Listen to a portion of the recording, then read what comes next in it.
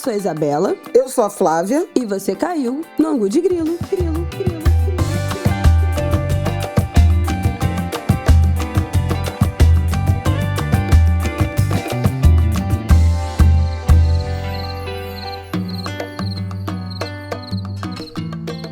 Olá, Angulers! Boa terça-feira pra vocês. Mais um episódio no ar. Angu de Grilo 242. E aí, Flávia Ol, tudo bem? Tudo bem. Toda terça-feira ela fazendo esse muxoxo. Tudo bem? Não, Tudo fim bem. de semana até descansei. Peguei essa rinite, tô resfriada. Fiquei de molho em casa. Então foi de descanso. Curti meu boi caprichoso. Com mais seu neto. 3 grandes apresentações do meu boi caprichoso. Com o Martinico, que veio ver 2 dias comigo. De sexta e sábado. Mas enfim... Já o segundo semestre já começa com aborrecimentos burocráticos, aí enfraquece, né? Depois de um primeiro semestre que eu não vi a hora de terminar, porque realmente foi assim... Ai, gente, olha... Sei lá, acho que foi um dos piores complicado. primeiros semestres que eu já atravessei. Realmente um ano muito difícil. Nossa. Em todos os sentidos. 2. Aí você Que fala, ano? virou o Que semestre. ano, Brasil. A gente já tinha feito isso, virou o trimestre, Vem né? aí. Não veio aí. Brindamos ao fim do primeiro trimestre, achando que ia melhorar no segundo trimestre. Porra. Aí você chega no fim do primeiro semestre e fala, Gente. agora vai. Pô, amanhece o dia, Ainda já tem não foi, aborrecimento. gente, mas a gente não vai perder a fé. Não, a gente não vai perder a fé A e gente assim... não vai perder a fé. Tem saúde, tem vida, tem trabalho. Vamos lá, né? A gente vai resolvendo. Pois é, Tem vamos lá. ainda que agradecer. E mas vamos lá começar é um ano esse... amarrado, viu? Vou te dizer. Poucas vezes vi um negócio tão... Demais. enroscado. Não sei se para vocês, Angulers, está assim, mas aqui tá. Sabe aquele carro engasgado que Esperamos fica... que não, mas... Tá puxado. Tá puxado, minha gente. Vamos começar esse episódio porque a gente tem assunto hoje pra falar. Ela queria incluir mais coisa. Eu tô assim, cortando tudo, que não dá como. Vão ser 5 horas de Angu de Grilo. Virar um xadrez verbal se a gente resolver falar tudo que tem pra falar. Então, fizemos a seguinte divisão. Vamos começar falando sobre a descriminalização do porte de maconha pelo STF, né? A decisão formou maioria na semana passada, vamos falar sobre isso. No segundo bloco, vamos falar sobre França, gente, as eleições, primeiro turno para as eleições do parlamento francês aconteceram no último domingo. O resultado já era o que a gente esperava, mas o segundo turno já, as conversas, o encaminhamento para o segundo turno já começou e está pegando fogo. Vamos falar também sobre Biden. Teve o primeiro debate presidencial, né, entre Biden e Trump na semana passada e levantou-se um gigante questionamento se o Biden está em condições de saúde, né, acho que fisiológicas, para disputar essa eleição. E no terceiro bloco, vamos falar sobre a Bolívia, um quase golpe, com muitas questões envolvidas, um golpe tentado, um golpe que não foi efetivo, acusações de autogolpe, tem de um tudo acontecendo. E aí, mais uns pop-upzinhos Cicobel. Eu deixei assim, ó. Está sob júdice se vai ter mais coisa para entrar nesse último bloco, porque já tem assunto demais. Vamos então logo começar esse episódio. Vamos lá, minha gente.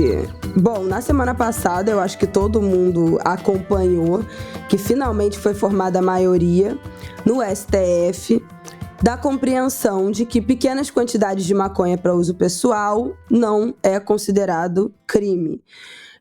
Foi determinado 40 gramas ou 6 pés, né, de... Como é o nome, gente? Tem aqui, ó. 6 pés de plantas fêmeas e 40 gramas de cannabis sativa foram definidas como critério para a diferenciação do usuário, né, do porte, para o traficante. Mas, obviamente, considerando, né, segundo a decisão, que esse critério não é absoluto, porque se a pessoa que for presa em flagrante, né, com a droga, estiver com o que chamam de indicativos de intenção de tráfico, como embalagens, balança, registros ali de operações comerciais, aquele fracionamento, isso pode ser compreendido como tráfico e não como um uso pessoal. Bom, isso é o que a gente já estava esperando que aconteceria, essa votação já estava rolando, a gente já tinha falado dela aqui no Ângulo de Grilo, mas na semana passada finalmente foi formada a maioria. E queria passar logo para Flávia Oll, chamando a atenção no que eu vi, né, de vários ativistas pela descriminalização, mas também pela legalização, vários ativistas do movimento contra o encarceramento, né, de jovens negros, falando que esse é só o começo dessa discussão. Então, assim, descriminalizar 40 gramas de porte é só, assim, o primeiro 1% de uma luta que ainda será muito longa, né, em relação à legalização da maconha contra o encarceramento de jovens negros. Então, é o primeiro passo de muitos que virão, e vários ativistas chamaram a atenção para isso, de que não é uma batalha que terminou agora, que não agora está tudo resolvido. Então, já gostaria de passar a bola para você, Flávia Oll. Me fale tudo, não me esconda nada. Assunto complexo, né? Que, enfim, foi festejado como avanço por muita gente e, ao mesmo tempo, deixou um certo gosto amargo por muitos outros. De fato, houve uma decisão do Supremo Tribunal Federal, uma decisão não unânime, né? Um julgamento bem dividido, sobre a descriminalização da maconha, né, da posse e do porte de maconha para uso próprio, né, para consumo próprio, o que implicaria numa diferenciação entre usuário e traficante. Foi uma provocação relacionada à Lei de Drogas, né, de 2006, que no artigo 28 criminalizava também o uso e deixava uma brecha para autoridades policiais e judiciais diferenciarem usuário de traficante a partir de vários elementos subjetivos, porque não tinha muito. Eu até vou catar aqui, porque eu acho que é bem... Vamos lá, artigo 28 da Lei de Drogas. Houve uma arguição ao Supremo Tribunal Federal sobre a constitucionalidade desse artigo, e os ministros tinham que responder se é crime consumir droga, e que critérios, uma vez que a lei não faz isso, definiriam ou caracterizariam usuário ou traficante. Eu vou ler aqui o trecho para entender como era dúbio o artigo da lei. É o artigo 28 da Lei de Drogas, a lei é a 11.343 de agosto de 2006. Quem adquirir, guardar, tiver em depósito, transportar ou trouxer consigo para consumo pessoal drogas sem autorização ou em desacordo com determinação legal ou regulamentar, será submetido às seguintes penas: advertência sobre os efeitos das drogas, prestação de serviço à comunidade, medida educativa de comparecimento a programa ou curso educativo. As mesmas medidas submetem-se quem, para seu consumo pessoal, semeia, cultiva ou colhe plantas destinadas à preparação de pequena quantidade de substância ou produto capaz de causar dependência física ou psíquica. Esse foi o parágrafo 1º. O segundo, para determinar se a droga destinava-se a consumo pessoal, o juiz atenderá à natureza e à quantidade da substância apreendida, ao local e às condições em que se desenvolveu a ação, às circunstâncias sociais e pessoais, bem como à conduta e aos antecedentes do agente. Bom, não preciso nem fazer interpretação de texto para ver o quão subjetiva é, né, a regra da lei de drogas e o quanto ela permitia a criminalização e o encarceramento, sobretudo de jovens negros favelados. Isso ficou patente, inclusive durante o julgamento, né, no Supremo Tribunal Federal e em outros estudos que vêm sendo desenvolvidos. 2 semanas atrás, o IPEA, Instituto de Pesquisa Econômica Aplicada, divulgou o Atlas da Violência, a edição 2024, que se referem a dados fechados de 2022, e dedicou um capítulo a esse tema, drogas ilícitas, prisões e violência. E ali tinha informações muito contundentes sobre quem é o perfil dos réus por tráfico de drogas, né? Antes disso, estudos também do mesmo IPEA já tinham mostrado que, se houvesse algum tipo de balizamento em termos de quantidade que caracteriza o uso ou quantidade que caracterizaria tráfico, de 30 a 50% das pessoas presas por tráfico estariam livres. Então, é um debate grave, né, nessa direção do encarceramento, da estigmatização, do racismo, né, do racismo institucional que envolve, né, judiciário, polícia, sobretudo no que diz respeito aos jovens negros. Olha o dado do IPEA. Sujeitos criminalizados como traficantes são, em sua maioria, homens, 86%, jovens, 72% têm até 30 anos, de baixa escolaridade, 67% não concluíram o ciclo de educação básica, e negros, 68%, pretos ou pardos. Quando se cruza idade e cor ou raça, 54%, 53,9% dos réus processados são jovens de até 30 anos e negros. Então você vê muito claramente esse viés. E aí tem um argumento que é, obviamente, a falta de parâmetros sugere que a justiça tem um viés criminalizante de um lado e um viés de absolvição de outro.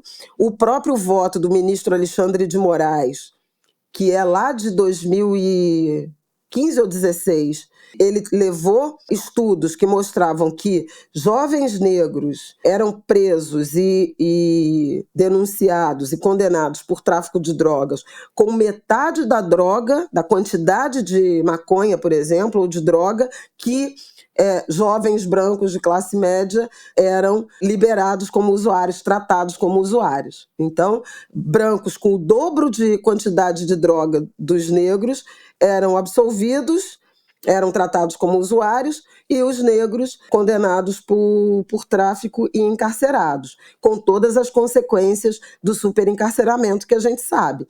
A estigmatização, a formação de mão de obra para facções criminosas, porque os presídios são divididos e dominados por facções, pelos grupos civis armados, e por aí vai.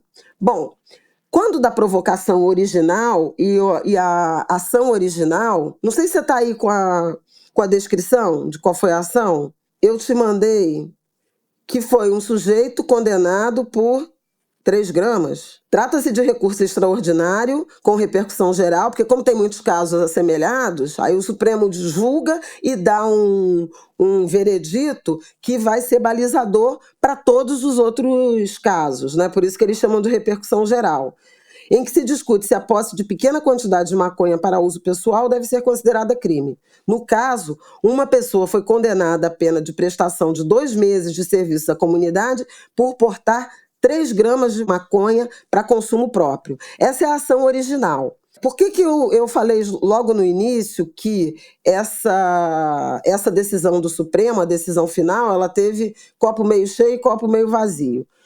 O copo meio cheio é porque, no fim das contas, houve uma decisão em relação a não ser crime ter maconha para consumo próprio no limite de 40 gramas.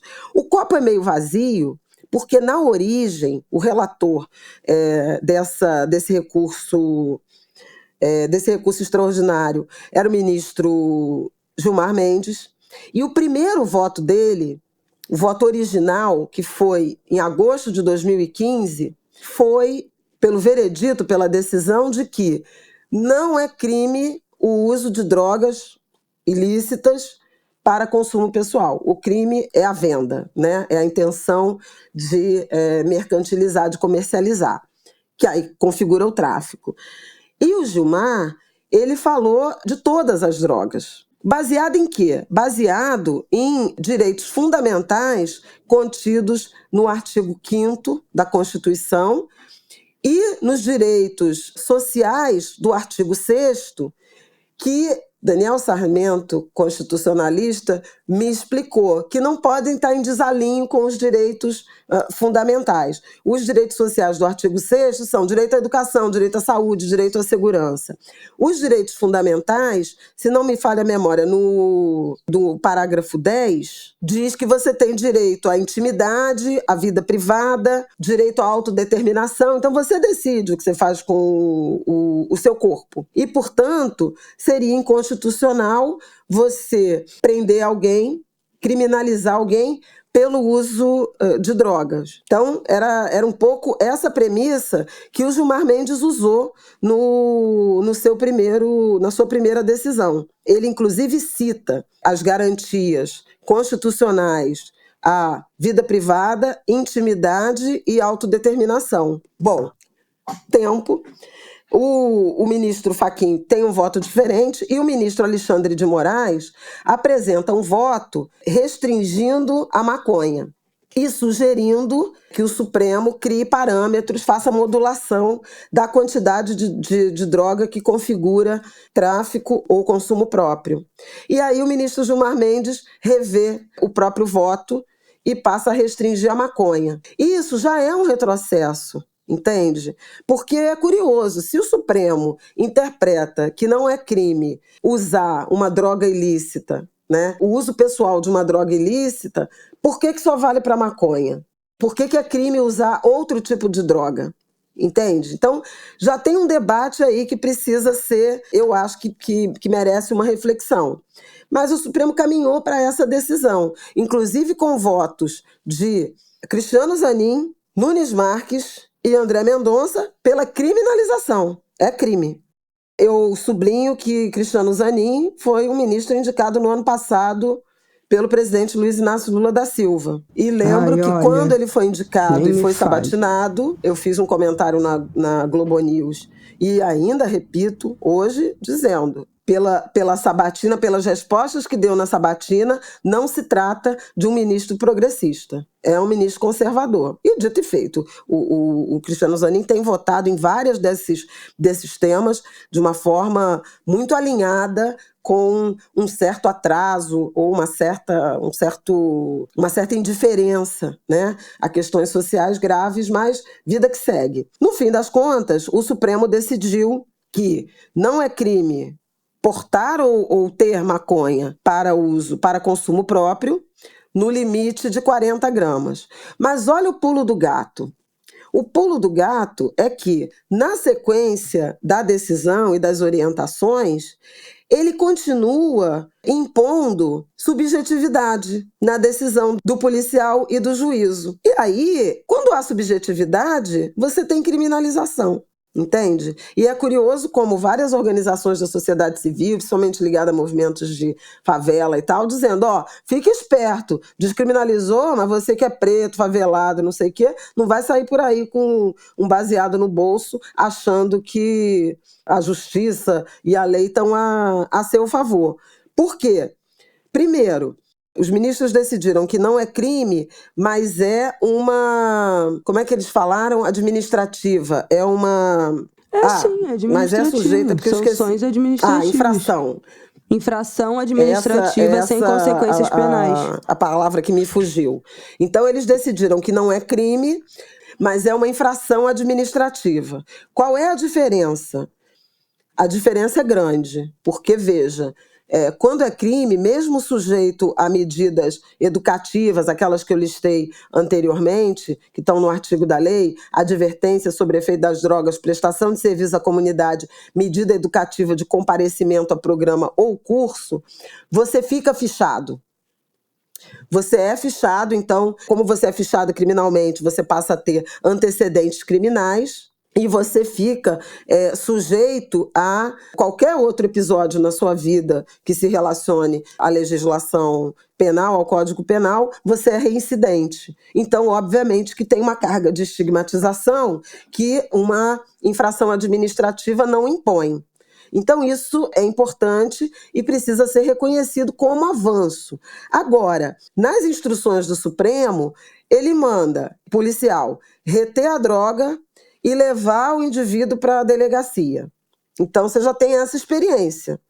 E ninguém duvida que os jovens pretos, para onde eles serão levados. A outra coisa é que a polícia não está impedida de investigar por tráfico, né, afastar a presunção de usuário, o uso presumido, com base em alguns critérios que continuam sendo subjetivos. Vou dar um exemplo, que eles próprios dizem. Se uma pessoa for flagrada usando maconha, a droga será apreendida. As medidas de advertência e comparecimento a programa ou curso educativo continuarão a ser aplicadas como sanções administrativas, sem produzir efeitos penais. Foi isso que eu falei agora. Não terá registro na ficha criminal. Esse critério não é absoluto, mas uma presunção relativa que pode ser afastada se ficar provado que a droga não seria usada para consumo próprio.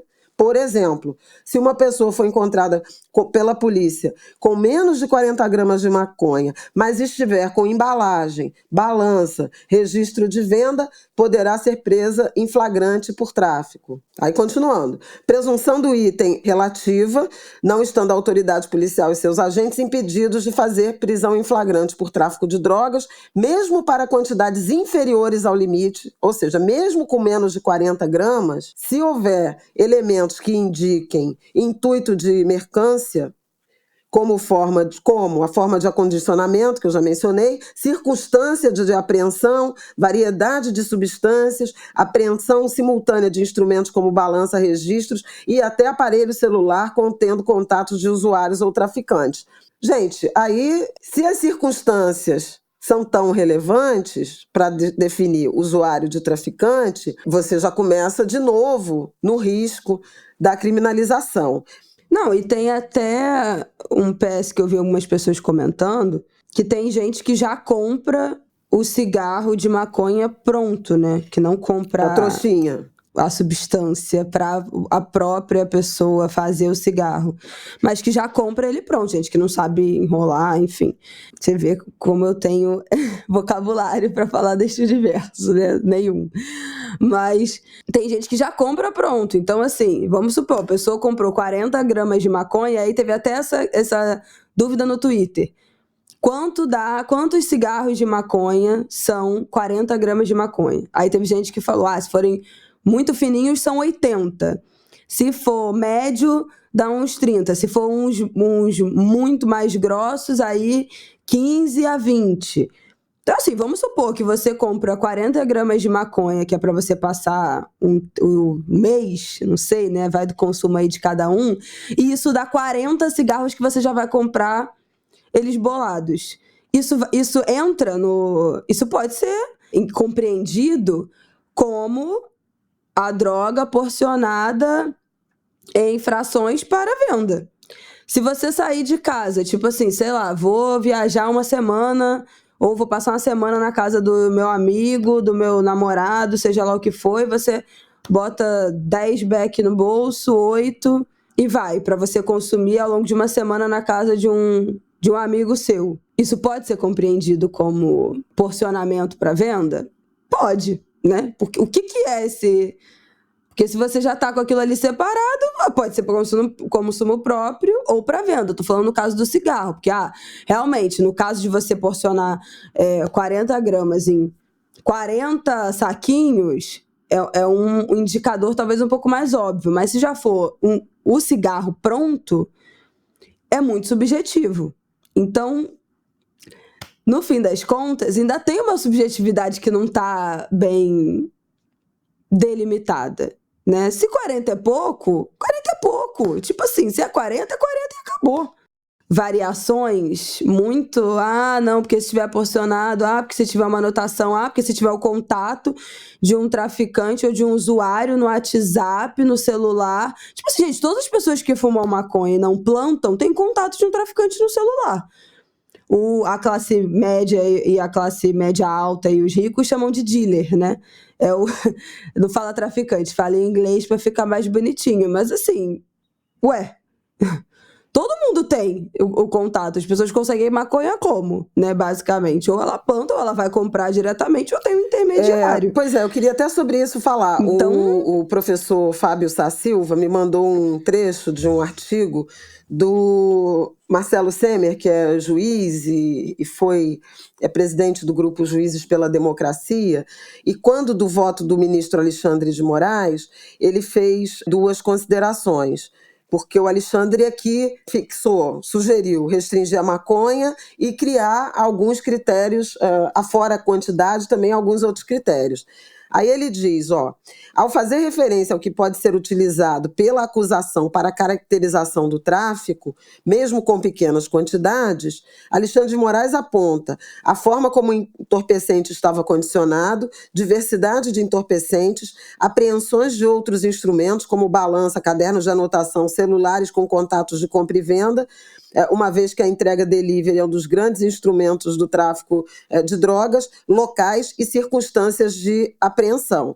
Fecha aspas, e aí ele diz, bem se vê que, dessa forma, a fixação de um critério quantitativo pode representar uma função meramente retórica, pois... Por exemplo, local de apreensão já se tem usado como frequência como elemento de comprovação do tráfico nos chamados conhecidos pontos de venda, que, coincidentemente, também são pontos de compra.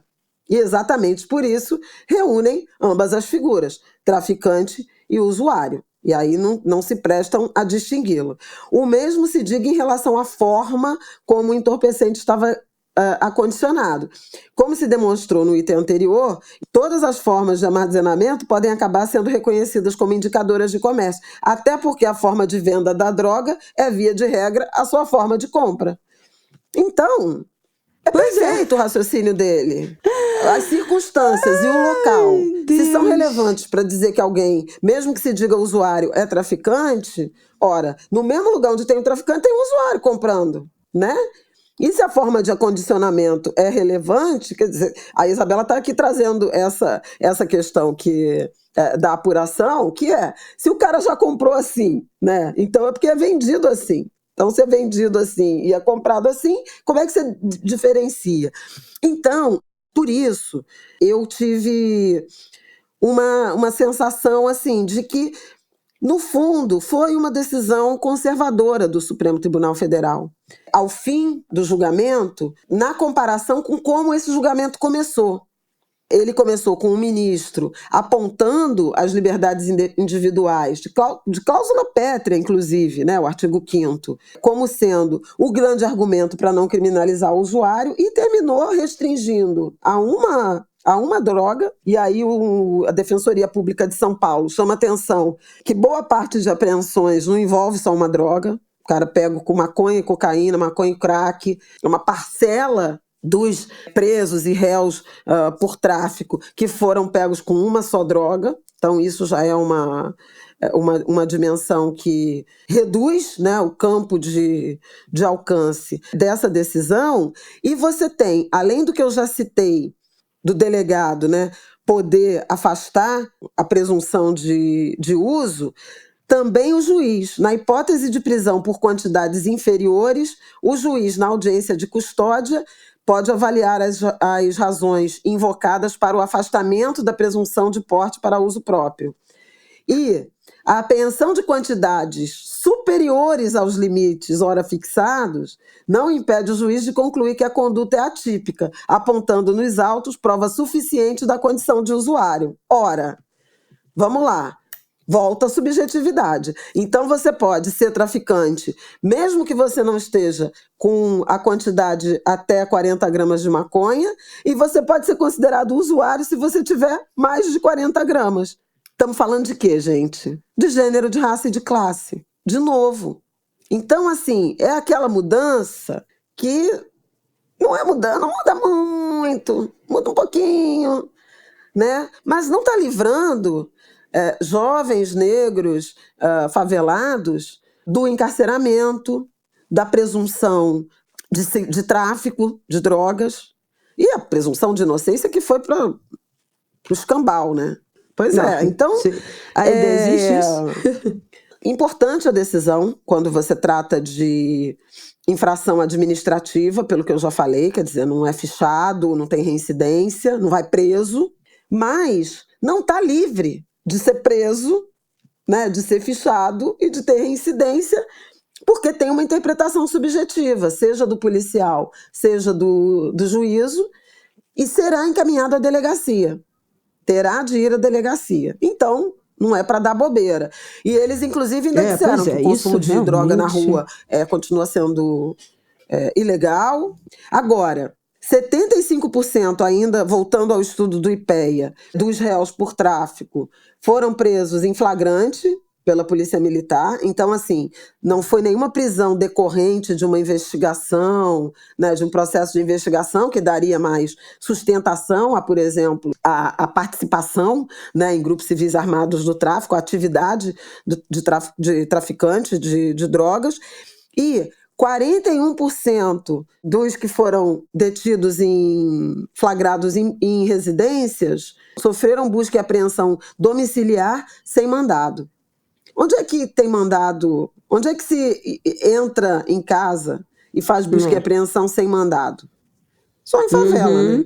E onde é que tem essa prisão em flagrante? Então você vê muito nitidamente que tem viés, né? E tanto mais a subjetividade, mais as brechas para esse viés inconsciente de racismo, de criminalização da pobreza e tudo mais, ele vai ser acionado.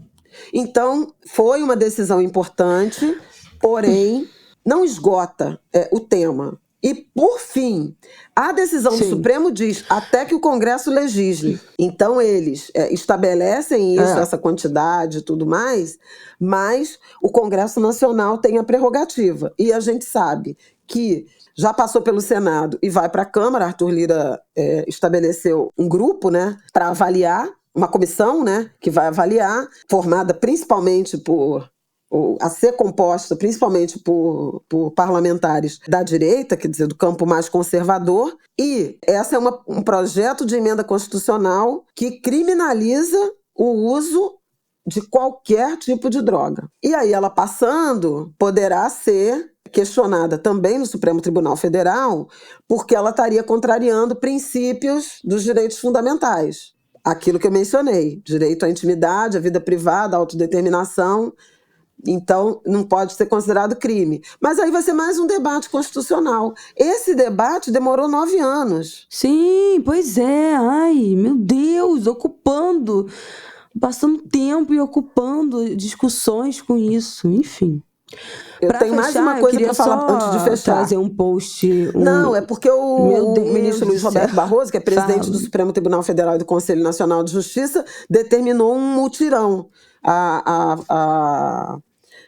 O CNJ vai fazer um pente fino em quais seriam os réus, os condenados, que poderiam ser beneficiados com essa decisão. Então, adiante, vamos comentar isso. Isso foi o que a Juliana Borges, que é a autora do livro Que é Encarceramento em Massa, da coleção Feminismos Plurais, fez um post no Instagram falando sobre isso, que apesar de, né, ser o primeiro passo de muitos ainda necessários dessa guerra às drogas, é importante para que os condenados, as pessoas que respondem a esse tipo de crime, que hoje em dia, né, não seria enquadrado a partir dessa decisão do STF, possam entrar com recurso, né? E ela comentou o caso do governo de Maryland, nos Estados Unidos, que está caminhando, né, para descriminalização, para legalização, para regulação, e que o governador assinou o perdão de mais de 175 mil pessoas que tinham sido condenadas por crimes em relação a consumo, porte de maconha. Então, é possível, né? Dá para sonhar com algo, sonhar não custa nada, com um tipo, né, de perdão coletivo a esses crimes que hoje não seriam, né, obviamente, enquadrados a partir desse novo entendimento do STF. Bom, vamos para o nosso segundo bloco, que a gente ainda tem coisa beça para falar neste episódio, ó. Vamos falar de França, gente. Primeiro turno das eleições francesas aconteceram. Vocês sabem que a gente estava aqui, né, falando bastante sobre esse assunto aqui, ansiosas para ver o que ia acontecer. E, bom, não temos boas notícias. A boa notícia é só para a extrema-direita. Para quem é contra, não há muita boa notícia. Antes da gente começar a falar, eu queria explicar uma coisa que eu acho que pode ter ficado confusa em relação à eleição na França e as porcentagens, né, que a gente tinha divulgado das pesquisas nessas últimas semanas. Quando a gente fala aqui que nesse último domingo, né, fecharam as votações no primeiro turno dessas eleições parlamentares, a extrema-direita teve 34% dos votos. A coligação de esquerda, que é a Frente Popular, Nova Frente Popular, teve 28% dos votos. E a coligação liderada pelo Macron ficou com 20%. Quando a gente fala isso, não quer dizer que automaticamente os 577 lugares, né, do parlamento são divididos nessas porcentagens. Não quer dizer isso. Esse é um apanhado geral, uma média geral nacional dos votos da população, mas, na verdade, essas votações são diretas dentro dos domicílios, das regiões, né, eleitorais. São 500 distritos, essa era a palavra, dos distritos eleitorais. São 577 lugares no parlamento francês, porque são 577 distritos. Então, dentro de cada distrito tem uma votação. A população escolhe quem será o representante no parlamento daquele distrito. A partir disso, que se forma, que são escolhidos, eleitos, cada um desses lugares. Qual é a questão? O que aconteceu, né, então, de fato, nesse último domingo? O resultado foi bem parecido, né, esse resultado geral, né, de como foi a composição da votação da população, de modo geral, foi bem parecido com o que estava nas pesquisas, né? Então, esse Reunião Nacional, que é o da Marine Le Pen, da extrema-direita, 34, 28 da esquerda, 20 do Macron, é mais ou menos o que a gente já estava vendo nas pesquisas.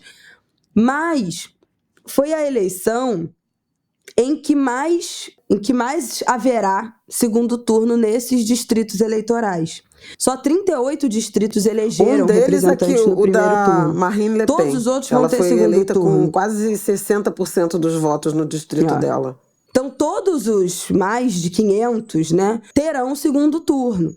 E esse que é o ponto exato que nós estamos de tensionamento. Será uma eleição com muitos segundo turnos e uma eleição também histórica com muitos segundo turnos com 3 candidatos. Então, não é o caso de a maioria, que é um representante da extrema-direita e um só representante de uma oposição ou de centro-direita, ou de centro ou de esquerda. Porque nesse formato de eleição, qualquer candidato que no primeiro turno tenha tido mais de 12,5% dos votos, pode ir para o segundo turno. Então, pode ter segundo turno com 2 candidatos, pode ter segundo turno com 3 candidatos, pode ter segundo turno com 4 candidatos. Então, é um segundo turno que não ficam só os 2 mais votados, como a gente está acostumado aqui no Brasil. É um segundo turno em que tira os que foram menos votados, mas todos que tiveram mais de 2,5% podem continuar competindo no segundo turno. E aí vem a grande questão, a grande treta agora, que é o Macron, o partido, né, a coligação do Macron, pressionando a coligação de esquerda para retirar a candidatura em alguns lugares, para que eles possam concentrar votos, né, contra a extrema-direita. E em outros lugares, a esquerda pressionando o Macron para retirar a candidatura, né, da sua coligação, para concentrar votos na esquerda, para conseguir bater a extrema-direita. Então, agora tem uma briga de forças entre a coligação do Macron, né, desse centro-direita, e a esquerda, de onde e quem vai retirar essas candidaturas, para que se unam forças em um candidato só, para conseguir bater os candidatos de extrema-direita. Então, é um momento muito sensível, porque ninguém quer arredar o pé. Imagina, a esquerda não quer tirar a candidatura para privilegiar candidato do Macron nunca. E o Macron, muito menos, né? Quer tirar candidatura para privilegiar candidatos da esquerda que também não votam com ele no parlamento. Essa que é a grande questão. Então tem esse tensionamento que já começou, notas oficiais saírem o tempo todo, desde a noite do domingo. Os partidos, as coligações têm até as 6 horas da tarde de terça-feira, desta terça, para anunciar a retirada das suas candidaturas. Então, um tensionamento ao longo dessa segunda, né, de quem é que vai ceder em qual distrito, porque são mais de 500 distritos em que acontecem esse segundo turno. Não sabemos, né, se em todos, eventualmente, num distrito, um partido, a extrema-direita está na frente, mas em outros não, né? Mas o fato é que a esquerda e o Macron soltaram notas de que o foco é conter o avanço, a vitória da extrema-direita. Mas, para isso, alguém vai ter que ceder, né? Em muitos desses segundo turnos, alguém vai ter que ceder. E esse que é o grande tensionamento agora. A situação ficou péssima para o Macron, se já estava ruim, piorou. Foi, talvez, né, se a gente estava interpretando que a decisão por dissolver a Assembleia foi para que ele se fortalecesse, né, a partir do embate com a extrema-direita, foi um fracasso absoluto. Porque o que se tem de previsão até agora, eu vou falar aqui para vocês. A previsão da divisão de assentos no parlamento francês. A extrema-direita pode ter tá mais ou menos, né, previsto, de 260 a 310 lugares. Então, assim, é uma cagada. Para você ter a maioria, são 289. Então, eles podem ficar com a maioria, né, total, passar desses 289 lugares, e aí eles são a voz de decidir absolutamente tudo, né, que o Macron vai querer pautar ou não, todos os projetos, as reformas, tudo. Eles têm a palavra final porque eles são a maioria, ou eles ficam um pouco abaixo disso, e aí também vão ter que fazer coligações, vão ter que fazer arranjos para conseguir apoio para, né, as suas votações, as suas opiniões, mas aí também ninguém formaria a maioria.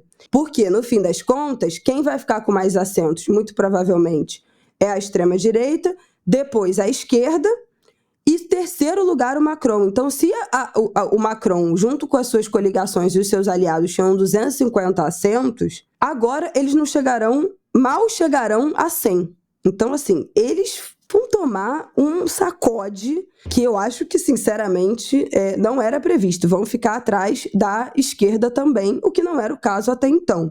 Importante dizer que, junto com o parlamento, esses 577 assentos, também será escolhido o novo primeiro-ministro. O primeiro-ministro é nomeado, é decidido pelo presidente, só que ele precisa ser aprovado pelo parlamento. Não há a menor possibilidade do Macron escolher o primeiro-ministro dele e esse parlamento, que pode ter a maioria, né, da extrema-direita, aceitar, acolher. Então, muito provavelmente, todo mundo fala que o único que será aceito, eles vão ficar nessa, né? E o único primeiro-ministro que será aceito será um primeiro-ministro da maioria, né? Da extrema-direita. Então, tem a chance aí, finalmente, da Marine Le Pen emplacar o primeiro-ministro da extrema-direita. Parece que é um jovem de 28 anos, o escolhido. É um jovem de 28 anos o escolhido. É o presidente do partido dela. Mas olha só, você está vendo aí o nome dele, né? Enquanto isso, eu queria falar dessa regra eleitoral. Por que é muito importante esse arranjo, né, entre o campo da esquerda e o campo de centro, digamos assim, ou de um centro-direita civilizado? É que as regras da eleição... Jordan Bardella. Ele é um influencer, né? Um tiktoker assim da vida. É um cara que ganhou muita projeção em rede social e tudo mais. É muito jovem e a gente tem acompanhado o quanto o voto jovem tem sido decisivo, né, nesse processo. No parlamento, na eleição para o Parlamento Europeu, isso foi visível no caso da Alemanha. Ele tem 1.300.000 seguidores no TikTok. Pois é. E na França também outra coisa que chama muita atenção foi o comparecimento, né? Em relação a 2022. Foi o maior da história, não é? 2022 acho que foram 39% o comparecimento, não é obrigatório lá o voto, né? E agora 60%. Maior taxa de participação desde 1997. Não, desde 1986, a princípio. Então, assim, as pessoas foram votar. E aí essa questão, a dúvida que havia era, foram votar porque são os simpatizantes, o eleitorado da extrema-direita que é engajado, e a gente sabe que é, ou foi um movimento de reação? Pelo resultado confirmando as pesquisas, o comparecimento se relaciona bastante com essa adesão à extrema-direita, né?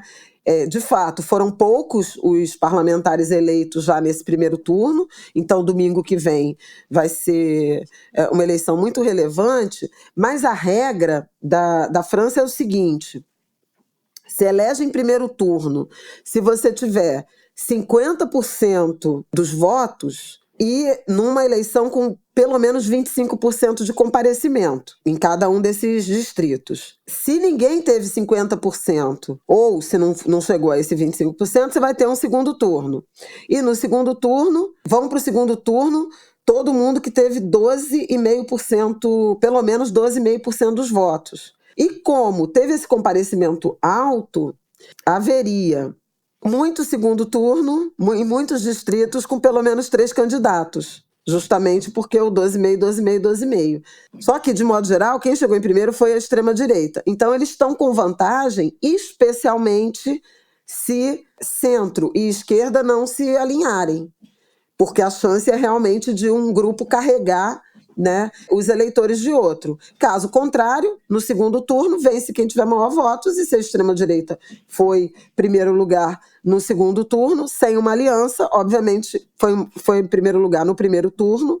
Se a extrema-direita foi primeiro lugar no primeiro turno, se não houver essa aliança, essa composição, obviamente será no segundo turno também, e fará essa maioria. Então, assim, a chance para o Macron e para o campo de esquerda, para o campo progressista, é efetivamente que essa aliança de o candidato que tiver em terceiro e for do campo de esquerda ou do centro-direita, do grupo de Macron, ele abra mão da candidatura em favor do segundo colocado. Acontece que isso não está nítido. A esquerda já fez esse movimento, dizendo vamos abrir mão. Já tinha feito no primeiro turno, né, que eles juntaram forças para ter candidatos únicos em cada um dos distritos e disseram que abririam mão do terceiro, do nome que tivesse em terceiro, em benefício de um nome que tivesse uma votação maior e fosse contra, né, a extrema-direita. Mas o campo do Macron não está assim, mas podemos abrir mão, mas depende de quem vai ser o candidato. Se for do que eles consideram extrema-esquerda ou da extrema-esquerda, não apoiaremos. Então, vai todo mundo afundar, né? Se for com essas condicionalidades. Pois é. Mas, de fato, assim, é porque para o Macron também, a esquerda já não estava votando com ele contra... É porque para o Macron, a esquerda também já não estava votando com ele, né? A grande reclamação dele, já anterior a dissolver a Assembleia, era que ele não estava conseguindo aprovar nada. Claro, né? Porque a esquerda não concordava com o que ele queria aprovar. Inclusive, teve aquela história da reforma da Previdência. Ele, com 250 assentos, não conseguia formar a maioria e não conseguia aprovar nada, porque a esquerda não votava com ele, a extrema-direita muito menos. Agora ele vai ter, 100 assentos. Tipo assim, Mona, você não vai conseguir nada mesmo. Assim, não... Esqueça tudo, não é a menor possibilidade, né? Então, assim, não faz a menor diferença, eu acho, que ceder ou não ceder, porque... É óbvio que talvez a esquerda, né, ele cedendo, conseguisse vencer a extrema-direita, o que é ótimo, a extrema-direita ter menos assentos e não conseguir formar a maioria, mas pessoalmente para o governo do Macron, ele vai conseguir ele vai continuar sem conseguir aprovar aparentemente, o que ele queria. Quer dizer, salvo se acontecer uma hecatombe aí de todo mundo despejar voto nesse campo aí do centro no domingo que vem, ele vai ter uma derrota fragorosa e vai ser a terceira força política e não mais. Ele vai passar de primeira para a terceira força política. As estimativas são vai cair de 200 cadeiras para 100, sei lá, uma coisa assim absurda. o tamanho do pra cento e tombo pouco. é imenso. E aí se fala nisso que eles chamam de governo de coabitação, que é o presidente de um partido e o primeiro-ministro de outro. Aí vamos cair naquela suspeita lá do início, quando ele dissolveu o parlamento e tal, que é, ele quer que a extrema-direita se habilite a fazer o primeiro-ministro, tem uma gestão fracassada, e aí, em 2027, a França retorne, mas como eu disse naquela época e digo agora de novo, é uma Coragem, jogada né? muito arriscada. Inclusive porque o presidente lá não é decorativo. Ele tem poderes, mas maiores do que assim, o a gestão primeiro-ministro. pública fica muito na mão do primeiro-ministro. Ele tem de Mas ele tem o poder de dissolver a canetou a Assembleia, reforma da ele Previdência, canetou a reforma decide da sobre política Previdência, tudo na externa, conta dele, sobre entendeu? defesa, tem várias questões. Então, tipo assim, Mona, se virar tudo uma merda, o problema também vai ser seu. Popular, né? Mas assim, é muito grave, porque assim, o que a gente tem visto, e outro dia, eu acho que eu cheguei a comentar aqui, da pesquisa do Datafolha, sobre como os paulistanos se classificam de matiz ideológico, era 28% se dizem de direita, acho que 21% se dizem de esquerda e 14% de centro, uma coisa assim. E quando a gente olha, de 2013, eu acho, para cá, você vê que tanto a direita quanto a esquerda aumentaram e o centro é que perdeu participação. Então as pessoas estão se engajando nos movimentos, eu não vou falar extremos, né? Mas nos movimentos com identidade e não com, sabe, com essa coisa, tô no meio. Até porque todo mundo sabe que centro é direita, né? Mas esse é o ponto. Você está tendo esse campo chamado de centro tragado pela extrema-direita. A gente vê muito nitidamente isso aqui. Quer dizer, pela extrema-direita. Você vê o DEM, que virou União, né? Era o PSL do Bolsonaro. Uhum. E o DEM, quando teve 2020, aquelas eleições para prefeito, e ele teve um bom desempenho, se dizia, não, o DEM vai emergir como uma força de uma direita esclarecida, uma direita democrática. Pô, acabou fundido no PSL. O PSDB praticamente desapareceu. Então você vê muito nitidamente como esse campo do suposto centro está ficando descaracterizado e o próprio MDB também. Perdendo força, né? Aliás, outro dia diziam isso, partido mesmo é o PT, né? E aí eu até chamei atenção sobre isso na Globo News, e falando com tudo que o PT passou, né, em termos de, enfim, de tudo, os escândalos políticos, impeachment e tudo mais, e o quanto o PT ainda é a segunda força na Câmara dos Deputados, né? A segunda maior bancada, passando por 16, né, por 14, por 18, por 22.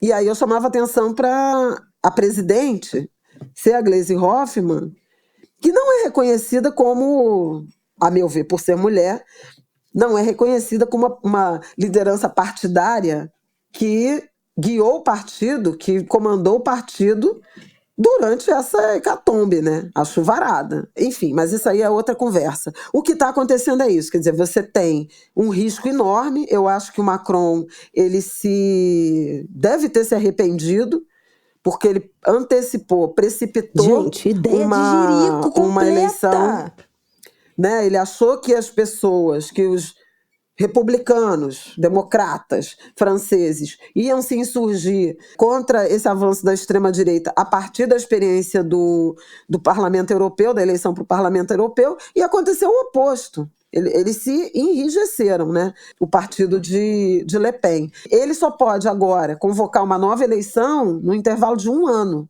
Então vai ser pelo menos 1 ano ou de muita dificuldade, né, de gestão, ou desse enfrentamento aí com dificuldade de algum consenso, ou desse enfrentamento com a extrema-direita fazendo o primeiro-ministro. A ver, domingo que vem é o segundo turno das eleições francesas, aí a gente vai ter o resultado final, também um pouco o que pode significar para o Brasil. Veja que o Lula e o Macron se aproximaram muito, como inclusive líderes aí movimento, um na América do Sul, outro na Europa, de defesa da democracia e tudo mais, um pouco como era o papel do Biden. A ver. E essa semana também tem eleição no Reino Unido, né? O primeiro-ministro também dissolveu o parlamento, convocou eleição. Muito provavelmente também é outro que vai perder. A tendência é, segundo consta, que os trabalhistas voltem e por aí vai. Até seria uma boa, em tese, né? O trabalhismo, que é um campo mais à esquerda, né? Do que o Partido Conservador no Reino Unido. Mas há que se ver, né? Quarta-feira, não, dia 4, quinta-feira, eleição no Reino Unido, acho que é isso, né? 4 de julho. E dia 7, o segundo turno na França. Quinta-feira, 4 de julho, no Reino Unido. Dia 7, esse segundo turno na França. E vamos falar, então, de Estados Unidos. Vamos, Flavel? Vamos. Podemos. Bom, teve o primeiro debate entre Biden e Trump na semana passada. Lembrando que as eleições americanas, vou pegar aqui a data exata, serão na terça-feira, 5 de novembro. Ainda falta. Mas o primeiro debate foi na semana passada. E assim, para além, eu nem queria que a gente entrasse no o que cada um falou, a troca de ofensa, o que foi tema, a economia, o aborto, não sei o que. Tá, a gente já viu esse filme, assim, exatamente igual a esse. Mas eu acho que a grande pauta da última semana foi o estado de saúde físico-fisiológico do Biden, que também foi atacado durante o debate e também tomou conta das manchetes se ele teria condições de competir, de travar essa corrida eleitoral que vai ser muito árdua e mais um mandato inteiro. Lembrando que ele tem 81 anos, o Trump tem 78, mas desde a última eleição já tem a idade do Biden já foi uma questão, né? E aí a ideia é que a gente entenda aqui o que é etarismo e o que é uma preocupação verdadeira. A idade dele já tinha sido uma questão quando ele foi eleito, mas nos últimos talvez 1 ano e meio, 2 anos, essa história tem se intensificado, especialmente eu acho que no último ano, com alguns momentos em que ele foi flagrado tendo alguns lapsos de memória, esquecendo, fazendo coisas meio nonsense, assim, meio que as pessoas não entendiam exatamente o que estava acontecendo, indo cumprimentar uma pessoa que o nada, o vazio, né? Tem algumas cenas dessas que viralizaram no último ano. Ele foi muito mal no debate, né? E tem se debatido se ele está com algum tipo de senilidade, de alguma condição degenerativa, de alguma condição de saúde que tenha impactos no cognitivo, e aí falam desses apagões, que ele tem esses lapsos de memória. Em alguns momentos ele está super bem e super disposto, como sempre esteve.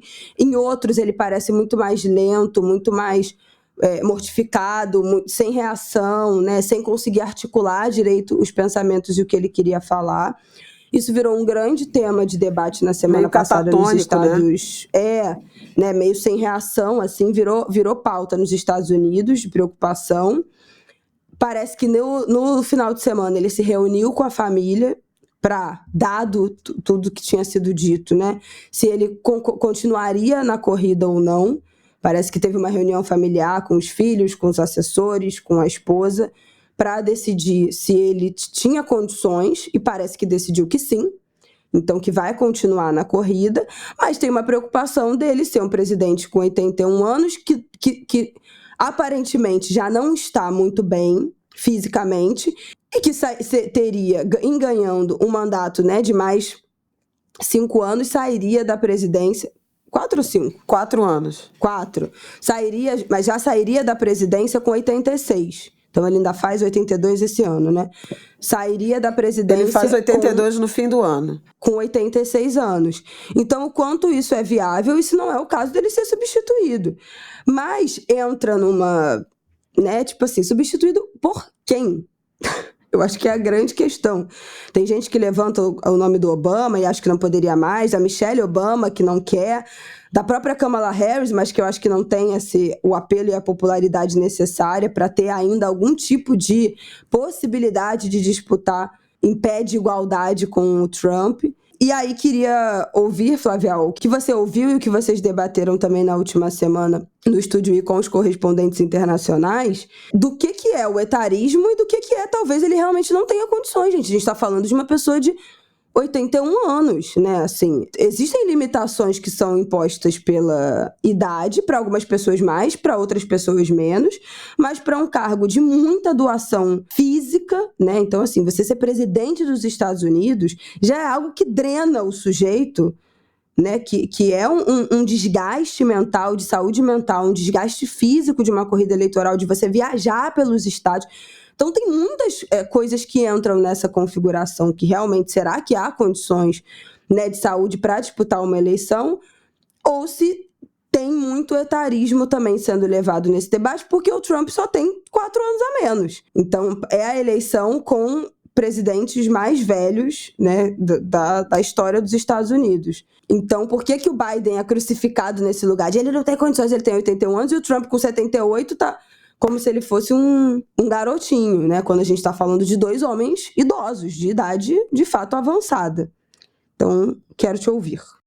Mas assim, no debate ficou muito nítido, né, que o Donald Trump, embora tenha uma diferença de idade somente de 3 anos em relação ao Biden, o Trump tem 78 e o Biden tem 81, ele demonstra, né, uma vivacidade, né, uma energia que falta ao Biden. Não que o Biden tenha em algum momento se caracterizado como um político com essa vivacidade, com essa energia. Nunca foi um Obama, né? Nesse sentido, dessa força mesmo vital. Ele sempre foi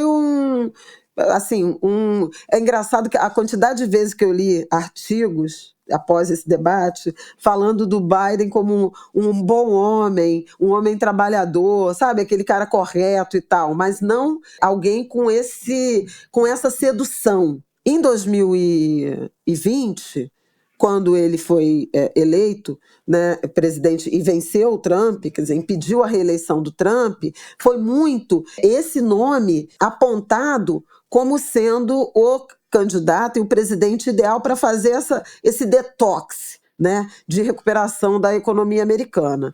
Lá na origem, já havia essa reflexão sobre ser um presidente de um só mandato. E, inclusive, aparecia a escolha da Kamala Harris, né, como vice-presidente, como uma espécie de estratégia, transição para ela ser a candidata, né, a presidente no mandato seguinte, na eleição seguinte. A Kamala não teve realmente brilho como vice-presidente, ela foi absolutamente secundarizada, não se sabe se por tática mesmo, estratégia política de opositores na Casa Branca, no partido, ou se por ela própria, mas ela realmente não teve o brilho que se esperava na origem, né? A primeira mulher negra. A gente sabe como é difícil, né? Para a mulher negra se impor e ser visível, né?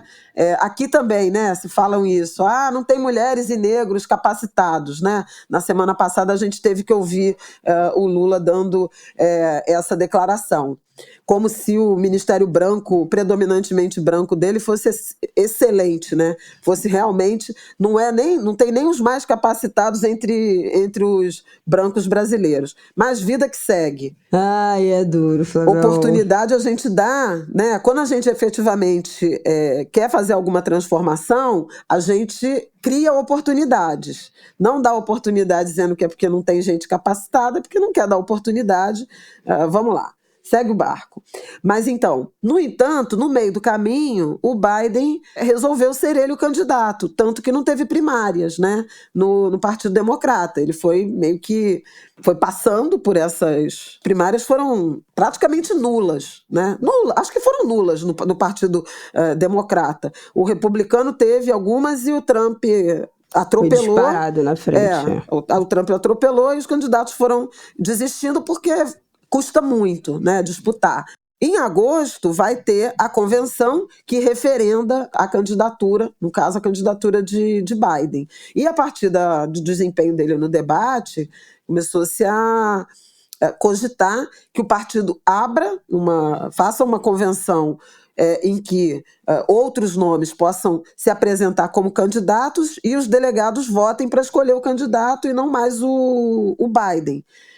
E aí uma certa pressão para que ele desista. Já no dia seguinte do debate, ele disse que não foi ele, Obama fez uma postagem dizendo que todo mundo tem direito a um mau debate, a um dia sem inspiração, mas o Biden, né, continua sendo o bom homem, o trabalhador, o democrata, o cara que tem condições de guiar o país no enfrentamento a um cara que continua sendo o mesmo, Trump, mentiroso, etc, etc, etc. O Biden fez comício, teve algumas agendas, inclusive de campanha. Aparentemente, foi dito que ele se reuniu com alguns dos patrocinadores, porque começou a circular a informação de que os patrocinadores, né, os apoiadores, estavam retirando ajuda.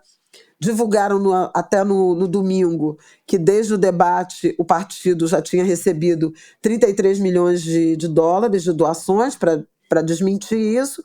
E a informação desta segunda-feira é que no fim de semana, reunido com a família em Camp David, que é a residência de verão do presidente americano, a família decidiu que ele deve continuar. Hipotecou o apoio porque havia essa convicção ou impressão de que só a mulher dele, a Jill Biden, seria capaz de convencê-lo a desistir. E aparentemente a família não fez isso. Tem nome sim, nomes mais novos, e inclusive fizeram uma sondagem depois do debate com uma intenção de votos que não está muito diferente. O eleitorado tem uma intenção de voto que o Biden está só um pouquinho acima, e como ele é o presidente e tudo mais, tem gente que acha que um nome novo, com frescor, com mais juventude, etc., pode virar o jogo. E tem alguns nomes, tem o nome do governador da Califórnia, a governadora de Michigan, uma senadora de Massachusetts. Eu estou aqui com alguns nomes. Horrível, né? De falar tudo.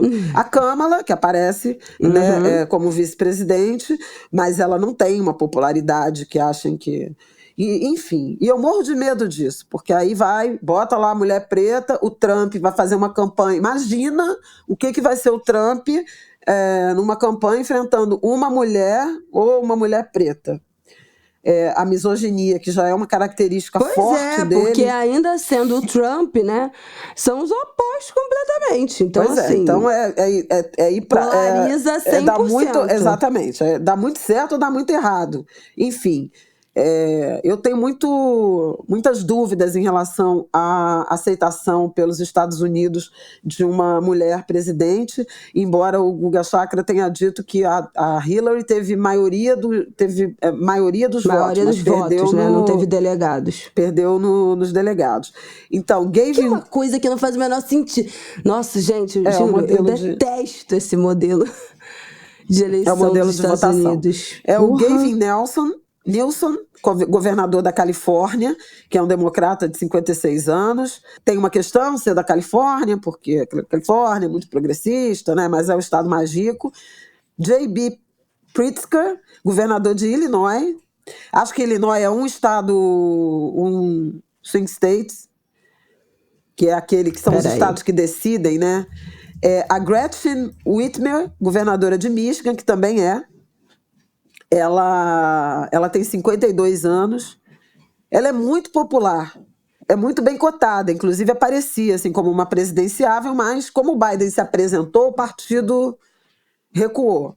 Michigan é swing state, Illinois acho que não. A Elizabeth Warren, senadora por Massachusetts, e são esses, essencialmente, deve ter mais um ou dois, mas diz que o Partido Democrata tem bons nomes. A questão é que eles estão eclipsados em razão da decisão do Biden disputar e de não ter tido primárias. Então, você acaba sendo menos conhecido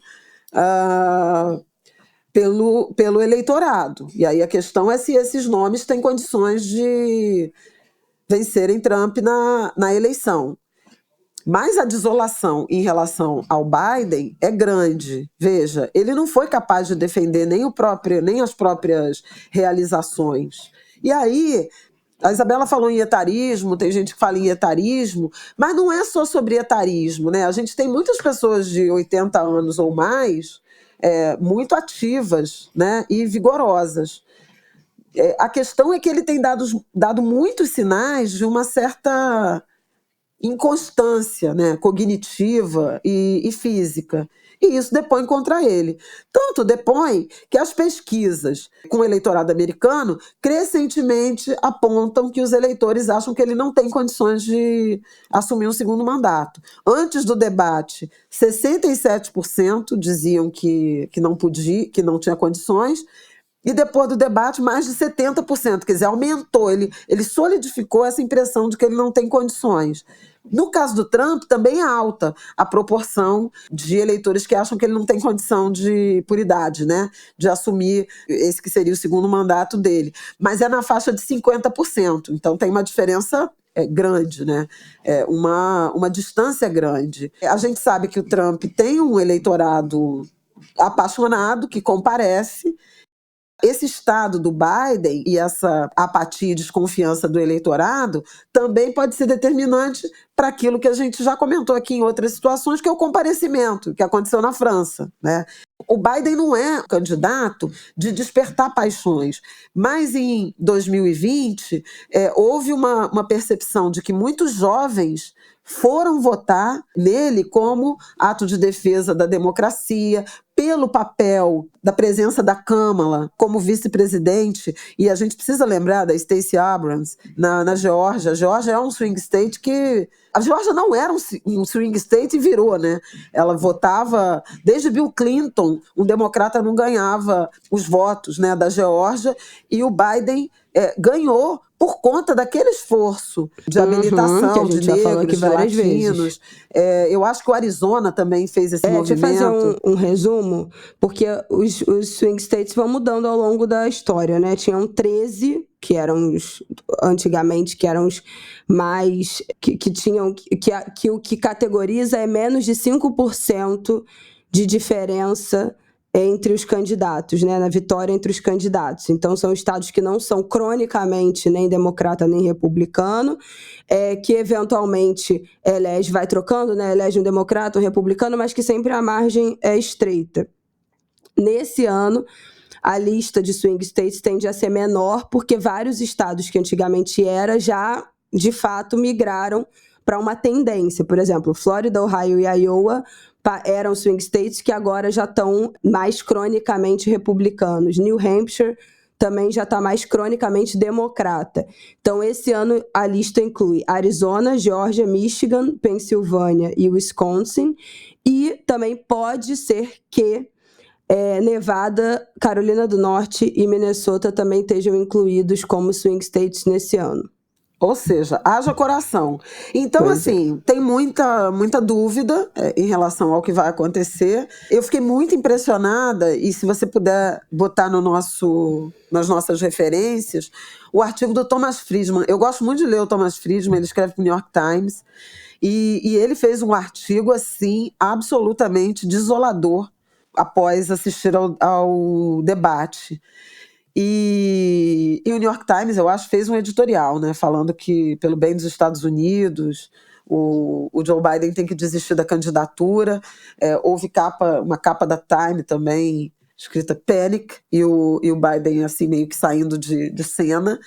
Então tem uma pressão muito grande da opinião pública, mas até aqui Biden não dizia. E aí tem várias questões, quer dizer, ele vai manter a candidatura ou desistindo da candidatura, como ficaria esses 6 meses finais de governo dele, né? Porque aí realmente é o fim também do governo, né, da gestão. Então ele renunciaria à presidência ou ele continuaria presidente e desistiria da candidatura? Em que momento ele faria isso?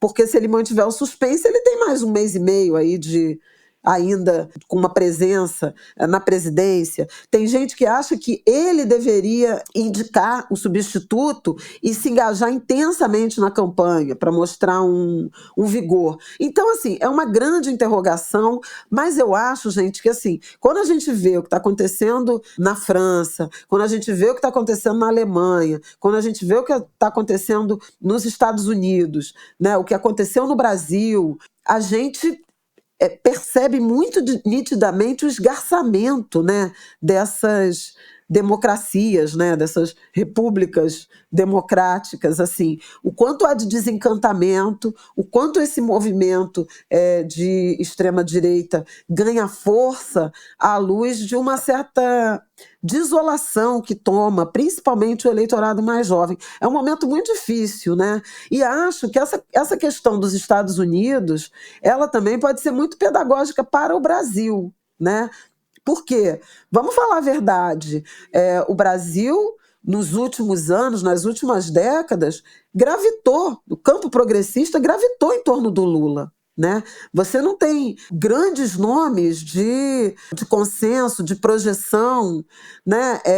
A candidatura do Haddad em 2018, ela foi formalizada super em cima, porque se ficou esperando o Lula.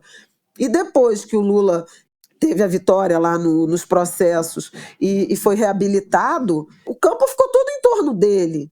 Né? A gente tinha, por exemplo, ministros, né, que poderiam ser presidenciáveis, e acho que o maior exemplo em confronto ombro a ombro com Haddad era o Flávio Dino. Não estou elogiando o Flávio Dino, nem chamando. Tem várias questões inclusive bastante sérias. Aliás, queria até voltar aqui na história da maconha, porque eu falei do voto do Zanin. O Flávio Dino não votou porque a Rosa Weber já tinha votado nessa ação, né? E ele é o substituto dela. Mas quando o ministro Barroso leu a sentença dos 40 gramas, ele pediu a palavra, participando da sessão, para emitir um voto contrário. O voto dele era por 25 gramas. Ele achava que não tinha consenso em relação a 65, tinha mais votos por 25 gramas e o Supremo caminhou para 40 gramas. Ele fez esse voto, gente. Então, fecha parênteses, só para lembrar o quão progressistas são, né? Ou quão conservadores são ministros indicados por presidente supostamente progressista. Vamos lá. Fecha o pano. Mas eu acho que a gente precisa também pensar quem são os nomes desse campo progressista que estão sendo preparados, que estão se tornando lideranças no Brasil também, assim como a gente está falando dos Estados Unidos. A gente viu nos últimos anos muitos esforços de lançamento de nomes à direita, seja de parlamentares, seja de candidatos a executivo, nome sendo testado. E aqui, a gente só tem paulada na cabeça de quem ousa tentar entrar na carreira política e imprimir um pouco de diversidade. E digo mais, não é só no PT, no governo, coisa que o valha. A gente vê movimentos assim dentro do PSOL, neutralizando candidaturas femininas e negras, né, tirando visibilidade, tirando apoio. Enfim, então é bem complicado. Quem e eu acho que essa experiência sabe que a gente vota aqui nas mesmas pessoas desde que eu voto no Rio de Janeiro. Eu tenho 28 anos, eu comecei a votar com 18, não votei com 16. Então tenho mais 5 eleições, né? Os candidatos são os mesmos, gente. A gente gira em torno do Freixo, Tarcísio, Eduardo Paes. Os governadores da direita, né, mudam porque eles vão presos, né, basicamente, é o que acontece. Mas assim, o que teve? Esses três estão sempre aí, né? Teve o Cláudio Castro, que foi uma novidade. Aí tudo bem, aí teve Cláudio Castro, Crivella, vice do Witzel. Mas que era o Witzel, aí o Cláudio Castro, aí teve o Crivella, né, que apareceu, que foi ali prefeito, mas já era uma figura política, né, já tinha sido, inclusive, ministro, né, da Dilma. Senador. A gente teve Pezão, Garotinho, né? Tipo assim, as mesmas pessoas, mas no campo da esquerda a gente continua, vai ter esse ano de novo, né? A gente está falando aqui, eleição para prefeito, já tem os pré-candidatos, né? Eduardo Paes, Tarcísio, e agora aí da extrema-direita foi escolhido o Ramagem. Tipo assim, gente, o Eduardo Paes já vai pro seu quarto mandato como prefeito do Rio. O Tarcísio para sua 5ª candidatura, ou agora como prefeito, mas antigamente era o Freixo prefeito e ele governador, né? Então, assim, na boa, não é possível que em 10 anos o pessoal não conseguiu lançar nenhuma nova candidatura. Nada contra o Tarcísio, gente, tá, gente? Nada contra mesmo. Mas, assim, não tem nada de novo para apresentar? O PT do Rio também não tem nada de novo para nos dizer, para apresentar para a gente, porque nem candidato eles lançam no Rio de Janeiro. Não é possível. Então, assim, é inacreditável, né? Como a gente continua com as mesmas pessoas que não dão certo. Não é tipo assim, não, chegou no segundo turno, foi quase lá, na próxima vai. Tipo assim, não, a Mona não tá dando certo. Tem 10 anos que não funcionou. Eu acho que a nossa única esperança, e estava conversando outro dia isso com o Rafael, é o Boulos ganhar em São Paulo, assim. Porque, de novo, senão vai chegar na eleição de presidente, vai ser o Lula de novo. É a única coisa que a gente tem, porque assim, o Haddad não deu certo, né? A gente vai insistir no Haddad, a gente vai insistir no Lula, ou a nossa chance é o Boulos sendo prefeito de São Paulo e aí podendo lançar uma candidatura mais robusta para a presidência. Que é isso, entendeu? Não tem nada, não tem nenhuma novidade que a gente possa... A direita tem uma porrada de novidade.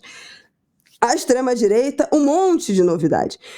E o campo da esquerda, não tem. A gente está votando há 10 anos nas mesmas pessoas que não vai, que tipo assim, não emplaca. O negócio não anda para frente, não caminha. E uma demanda reprimida do próprio campo progressista de esquerda de outras pessoas, sabe? De outras representações, de outras figuras que já têm projeção a nível municipal, né, a nível estadual, e que não aparecem para eleições para prefeito, para governador. Não tem essa projeção, esse apoio dos partidos. Ficam restritas a deputado estadual, a vereador. Tipo assim, cara, se 10 anos atrás a gente tivesse bombado outras figuras da esquerda, mulheres pretas e tal... Não vou nem falar da Marielle, porque também falar assim, se a gente tivesse bombado a Marielle. Mas não dava pra também ser uma pessoa só, né, gente? Não dá pra continuar sendo sempre uma pessoa só. Mas se a gente tivesse investido em outras candidaturas, há 10 anos atrás, 5 eleições atrás, a gente já podia chegar hoje com uma representação um pouco mais fortalecida, né? Então, assim, talvez não para ganhar, no caso, né, do Eduardo Paes esse ano, mas na eleição passada para chegar pelo menos no segundo turno com Cláudio Castro. Que nem o Eduardo Paes conseguiu chegar no segundo turno com o Cláudio Castro. Então, assim, é muito... Realmente, olha, o Rio de Janeiro é uma desgraça. Não, mas o Paes não foi candidato a governador, não, em 22. Foi o Freixo. Como não foi? Não, foi o Freixo, Foi o Freixo que não conseguiu. Ele já era prefeito. Ele já era prefeito, né? Ele queria a reeleição. Mas ele já tinha se candidatado numa ele perdeu coisa de do governador. Witzel. Ele perdeu do Witzel. Tá. Foi para o segundo turno e perdeu do Witzel. É isso, então era isso. Confundi, gente. O Castro ganhou em primeiro turno. São muitas derrotas. O Castro ganhou em primeiro turno do Marcelo Freixo.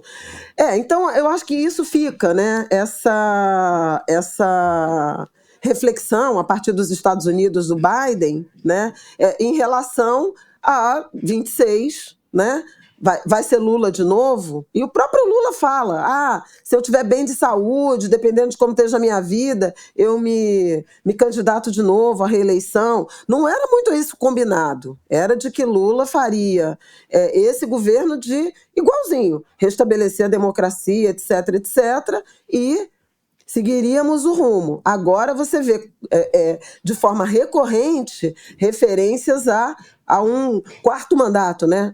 Mais uma tentativa de reeleição de Lula, que também vai estar com 80 anos em 2026. Ele fez 78. Então são questões que eu acho que a gente precisa... E não tem nada a ver com etarismo, gente. Porque não tem condição de ser presidente porque tem 80 anos. Não, tem condições de ser presidente se tiver 80 anos, se tiver bem de saúde. Mas, assim, também é bom ter ideias mais modernas. Gente, né? tem que formar um sucessor, desculpa. Essa pessoa não vai viver para sempre.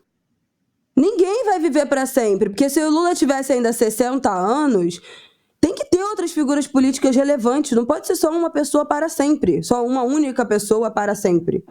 Tipo assim, o Rio de Janeiro agora tá refém de novo do Eduardo Paes como prefeito, porque ele vai ganhar essa eleição. Na próxima ele não vai poder ser candidato, né? E vai ser quem? Tipo assim, qual vai ser a figura? Não tem. Então, a gente continua apostando em figuras únicas. Gente, não tem o que fazer. A gente não é um país que as pessoas podem ficar 30 anos no poder. Tem que, né? São só 8. Aí você fica 8, aí tem que entrar outra pessoa. Se você não tem um sucessor, se você não tem uma pessoa ali que você bomba, que tá ali do seu lado, aí vai ficar essa troca de extremos o tempo inteiro. Então, assim, se o PT não formou ninguém, não conseguir vencer a próxima eleição com um aliado, a gente vai voltar pro bolsonarismo. Vai ter meio termo? Não tem tido meio termo. Vai fazer o quê? Então não é só porque o Lula é velho ou não, é porque ele não tem como fazer. Não pode ser mais de 8 anos. Meu Deus, não tem o que fazer. Então é um pouco isso. Eu acho que vale, né, a reflexão também para o Brasil a partir dessa questão do Biden, né? E aí, assim, nossas estruturas partidárias, que são dominadas pelas mesmas figuras, que não permitem, um Congresso Nacional que está para votar mais uma anistia, né, a partidos que não cumpriram as exigências das cotas para negros e mulheres, e isso não dá em nada. Então, assim, vai desencantando, né? Muita violência política, violência de gênero na política, o que também desanima muito que mulheres, que negros, que indígenas participem, o esvaziamento do próprio protagonismo dessas figuras, né, em ministérios, em cargos de secretaria, em lideranças. Então, é complicado. Acho que traz alguma reflexão importante sobre o Brasil também, o processo que os Estados Unidos estão vivendo. E aí, obviamente, estou criticando lideranças que são centralizadoras e autocentradas, né? Criticando o processo político, o regramento, a forma como o legislativo se comporta, mas é também preciso pensar no eleitor, né? Eu acho que o eleitor, as eleitoras também podem ser mais ativas e ativas na direção de buscar candidaturas diferentes, pressionar por candidaturas diferentes, enfim, participar mais intensamente do debate político, se engajar em relação a candidaturas que representam efetivamente causas, grupos sociais. Acho que também a gente tem um papel importante nisso, né? E até reconhecer que alguma coisa a gente já fez nos últimos anos, né? Teve, da eleição da Marielle até as sementes, né, de Marielle, aumentou o número de mulheres negras em câmaras municipais, em Assembleia Legislativa. Você hoje já temos, né, pelo menos 2 deputadas federais, mulheres trans. Temos a Érica Hilton, né, de São Paulo, e a Duda Salabert, de Minas. A gente vai nas frestas, né, se infiltrando. Mas não é suficiente. No outro campo, né, você tem o Nicolas Ferreira, que foi o deputado mais votado do Brasil, com 20 e poucos anos. Enfim, eu acho que são coisas que a gente precisa pensar muito também no papel do eleitorado, né? Um eleitorado que precisa ser mais ativo que passivo. Acabou, né? Acabou esse bloco, Vamos né? pro nosso terceiro bloco para terminar este episódio. Gente, falando rapidamente da Bolívia, a Bolívia ficou com menos destaque no ângulo de grilo, porque eu acho que de fato é um pop-up para ficarmos atentos, né? Porque foi um golpe que não se concretizou o golpe, mas já tem denúncias, ataques de que seria um autogolpe. E eu acho que para começar essa linha do tempo aqui, rapidamente, que eu vou fazer da Bolívia, ele começa no ângulo de grilo número 12. Vocês têm noção? A gente está no ângulo de grilo 242.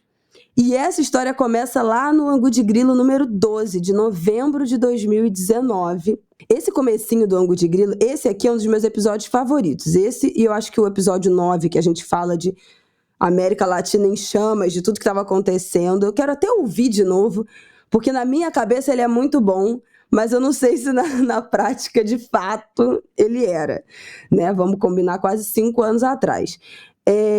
Mas esse Angu de Grilo 12 fala da tentativa também de um golpe, né, que aconteceu na Bolívia lá em 2019, quando o Evo Morales ganhou a eleição. Ele já estava há 14 anos como presidente. Ele ganhou a eleição em primeiro turno, eleição presidencial em primeiro turno, e aí na época teve um relatório deixa eu achar aqui, da OEA, Organização dos Estados Americanos, falando que tinha irregularidade no processo eleitoral.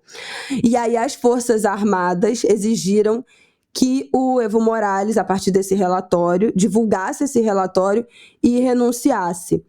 Ele começou a ser pressionado, vários políticos começaram a renunciar, ele acabou renunciando e se exilou no México. Depois ficou mais um tempo na Argentina até voltar à Bolívia. E aí, na época, teve um governo de transição, que era uma senadora, vice-presidente do Senado, Jeanine Áñez, que era senadora da oposição. Ela ficou como presidente interina até a eleição do Luiz Arce, 10 meses depois, se eu não me engano. Ele, que era do mesmo partido, ele era aliado do Evo Morales. E aí ele ficou, né, na presidência nesses anos, só que eles romperam anos depois. Começou a dar um monte de treta interna no partido. O Evo e o Arce romperam. Tudo sobre disputa, né, de protagonismo. Porque vai ter eleição esse ano. Ano que vem. 2025. Eles romperam porque começou essa disputa de poder entre o Evo e o Luiz Arce e provocou essa divisão aí no movimento ao socialismo, que é o partido governante, o partido deles dois. A crise ficou pior no final do ano passado, em setembro de 2023, quando o Evo anunciou sua candidatura para as eleições de 2025, desafiando o Arce, que estava planejando buscar a sua reeleição em 2025. Então, ficou uma disputa de quem disputaria a eleição de 2025, né? Qual dos dois do partido. Também tem cagadas à parte, né? De um agravamento da crise econômica na Bolívia, o mercado paralelo de dólar, enfim, um momento social e econômico do país que não vai bem, muitos protestos em relação à economia, exportação, de caminhoneiros fazendo protesto também desde o ano passado. Então já é um cenário político tenso. E aí, nessa última semana, teve, de fato, a história do golpe tentado, que foi o general Zúñiga, porque eu achava que falava Zúñiga, mas eu vi gente falando Zúñiga, não sei. Acho que é Zúñiga. Ex-comandante, né, do Exército, que demitido no dia anterior da tentativa, na véspera, pois é, foi até a sede, né, do Palácio Presidencial para forçar uma mudança, uma tentativa de golpe justificada para tentar forçar uma mudança no gabinete ministerial do Luiz Arce.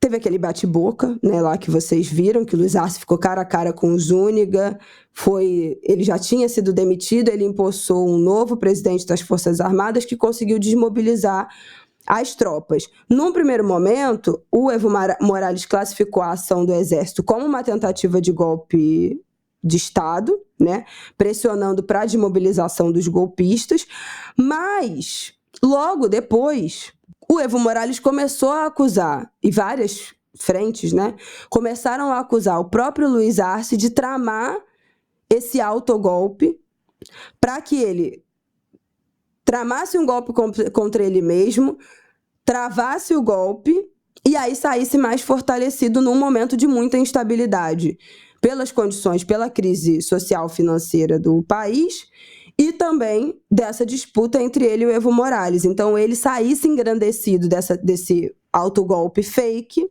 para firmar a sua candidatura para uma possível eleição em 2025 e minguar, enfraquecer uma volta do Evo Morales. Então o próprio Evo depois começou a denunciar esse autogolpe. O Zúñiga foi preso junto com outros militares que estavam, né, mobilizados pelos golpistas. Ele foi preso no mesmo dia. O golpe, a tentativa de golpe, o golpe tentado ou autogolpe foi desmobilizado. E agora, o próprio Zúñiga, na semana passada, o ex-comandante das Forças Armadas, que foi lá bater boca com o Arce, não sei o quê, e foi preso, começou a dizer que o Arce tinha planejado, de fato, um golpe, um autogolpe para levantar a sua popularidade. Então, ele está acusando o presidente de ter tramado essa farsa para aumentar a sua popularidade. Então, gente, vai ser uma disputa de narrativa, um tensionamento absoluto. Ele fala que na semana anterior, o Zúñiga fala que se reuniu com o Luiz Arce para falar que essa semana será muito crítica e é preciso preparar algo para levantar a minha popularidade. O Zúñiga contou isso ao ser detido. E aí perguntou, o general, né, o Zúñiga teria perguntado a Arce se deveria tirar os blindados dos quartéis. O Arce teria dito que sim, e aí começou essa mobilização. O Zúñiga está dizendo que ele foi chamado pelo presidente para montar esta novela, este teatro, para que o Arce saísse mais popular. Nossa, o presidente que conseguiu conter uma tentativa de golpe de Estado, de golpe militar, né? Pelos militares, botou o general não sei o que na prisão. Só que esse próprio general está denunciando essa tentativa, que isso tudo foi uma farsa, para alavancar a popularidade dele, e o Evo Morales também denunciando esse autogolpe. Então, é um pop-up porque vamos ver, né, o que vai acontecer, qual vai ser o desenrolar dessa história. As eleições são só no ano que vem. Ainda tem tempo, tem muita coisa, muita água para rolar, muita coisa para acontecer, mas fica esse tensionamento se de fato foi algo armado, né, ou não. Mas a situação ficou feia, mas em 3 horas já tinha sido meio desmobilizado, né? Tudo começou e acabou numa rapidez absoluta, e os jornalistas que foram até lá, os correspondentes, até estranharam certa normalidade. Os protestos, né, ainda existem, mas assim, uma normalidade no país, né, dado a gravidade da situação. Eu só queria, assim, acrescentar que eu queria falar do papel das redes sociais e da comunidade internacional, que eu acho que é relevante, né? Primeiro, tanto o Luiz Arce, presidente, quanto o Evo Morales denunciaram, né, o golpe no Twitter, na rede X. Dizendo, o Arce fez um tweet no meio da tarde daquela quarta-feira mencionando movimentação estranha, atípica de militares, e que a democracia tinha que prevalecer. E quando foi confirmado realmente o movimento de tropas, a tentativa daquele blindado de invadir o palácio, que não era um dos palácios presidenciais, mas não era o palácio onde o presidente efetivamente despacha, e isso foi estava sendo transmitido ao vivo, e as manifestações da comunidade internacional foram muito relevantes, né?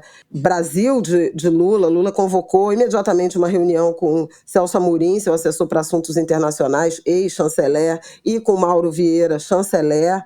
Se posicionou em rede social, entrou em contato com a CELAC, que é a Comunidade dos Estados Latino-Americanos e Caribenhos, a presidente de Honduras, que é a Xiomara Castro, se manifestou e convocou uma reunião remota. Presidentes como Gustavo Petro, da Colômbia, Gabriel Boric, do Chile, se manifestaram também contrários. Nicolás Maduro, da Venezuela, o presidente de Cuba, os presidentes de Paraguai e Uruguai, que são do campo da direita, se manifestaram condenando o golpe, defendendo a democracia.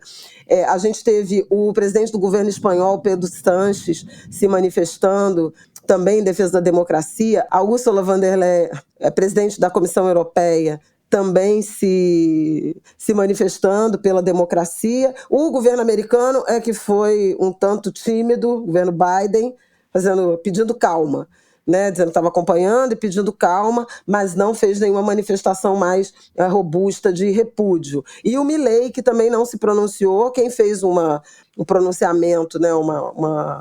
uma postagem em rede social, na Rede X, foi a chanceler dele, a ministra de Relações Exteriores, mas um post muito esquisito que sequer citava a Bolívia. Não falava o nome do país, só que democracias, divergências têm que ser resolvidas democraticamente no voto, algo assim.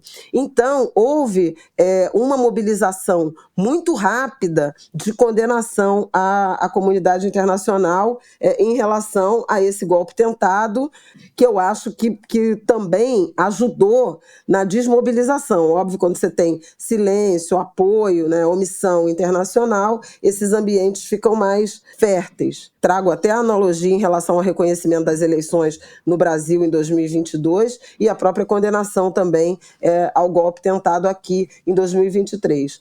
O fato é que a América do Sul continua uma região... o López Obrador do México também se pronunciou. A América do Sul continua sendo uma região muito frágil do ponto de vista institucional, e a Bolívia em particular, né? O Ariel Palacios e o Guga Chakra mencionaram que a Bolívia tem 199 anos, né, de independência, ano que vem comemora o bicentenário, e já sofreu 194 tentativas de golpe entre bem e mal sucedidos. É uma loucura, né? Meu Deus. A fragilidade institucional.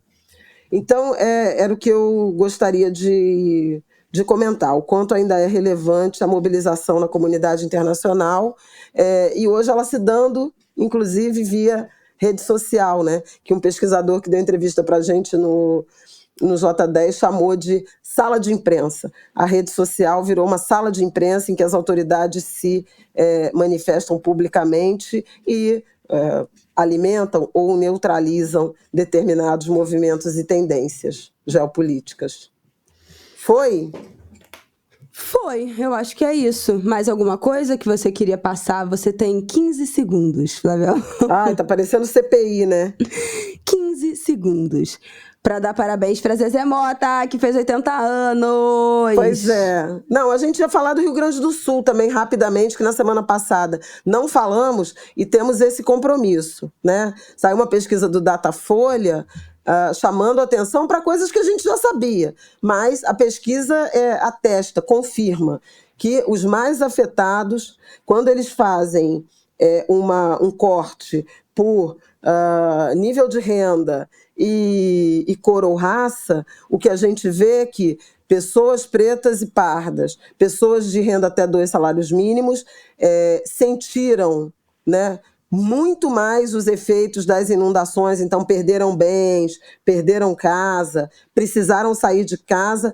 Todas essas perguntas, essas abordagens foram respondidas com uma proporção muito maior entre pessoas pretas e pardas, negras, portanto, ou pessoas com renda até 2 salários mínimos, do que as pessoas autodeclaradas brancas ou com renda superior, acho que a 5 salários mínimos. Então, a gente vê muito nitidamente esse viés, né, do quanto há uma vulnerabilidade maior entre pretos e entre pobres.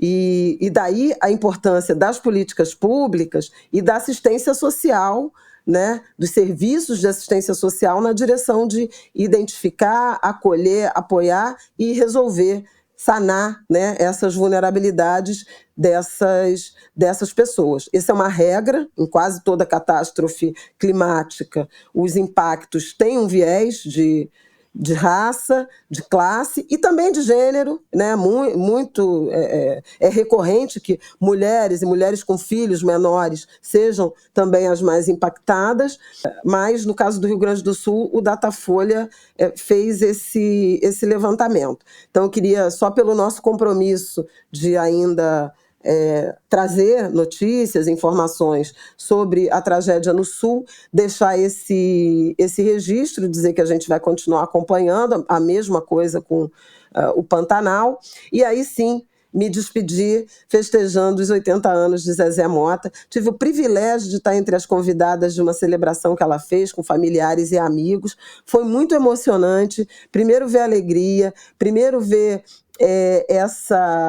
esse sentimento, esse sorriso de vitória e de reconhecimento que a Zezé está alcançando, celebrar a longevidade. Vocês sabem o quanto eu festejo e almejo, né, que a gente alcance a longevidade.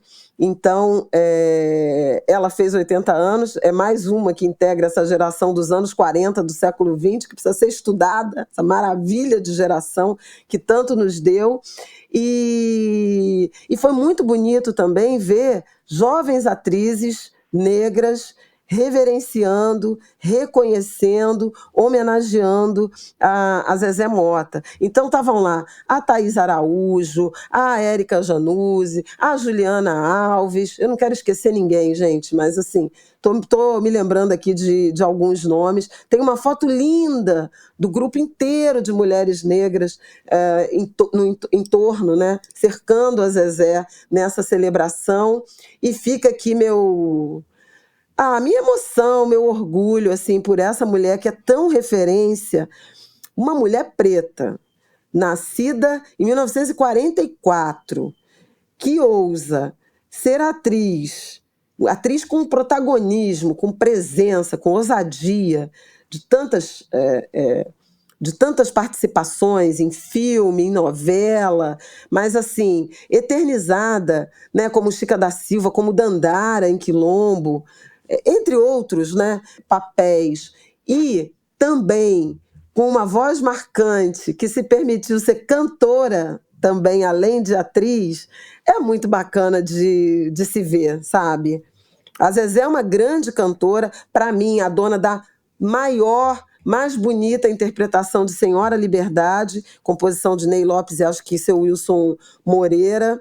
Ouçam, por favor, porque é uma maravilha ela cantando Por caridade, ó liberdade, abre as asas sobre mim. Não tenho nem voz para chegar nem perto, gente. Ainda mais que eu estou resfriada. Mas é uma beleza essa canção que está no álbum A Arte Negra, de 1980, se não me engano, Ney Lopes e Wilson Moreira, e que para mim é um dos melhores álbuns. E a matéria, só para fechar, né, junto do aniversário da Zezé, a matéria que foi ao ar no Fantástico de domingo, que foi ela, Tony Tornado e Antônio Pitanga. Tony né, Tornado, 94. Gente, Antônio Pitanga 85. E Zezé, eu acho que foi ela que postou, né, nesse abraço tem 259 anos. Gente, o Tony Tornado ter 94 anos é um bagulho que não dá pra acreditar. Não, e aí é que a gente pode falar que não é sobre etarismo. Porque com uma memória, com linguagem, com rapidez, com tudo. Não é sobre ser, não é sobre ter idade. Gente. É sobre ter essa vivacidade. O Tony Tornado tá mais vivo do que muito garoto de 20 anos que eu conheço. Totalmente. Então, assim, essa matéria também é uma matéria longa, reunindo os três que estão em plena forma e atividade, pensantes e, nossa, sem comentários, gente. Mas assistam. E acho que é isso, né, Flavel? Fechamos? Fechamos. É isso. Bom segundo semestre, gente. Começou a segunda metade do ano. Que nos seja força, leve. Coragem, que seja melhor do que o primeiro, pelo amor de Deus. Um beijo, até semana que vem.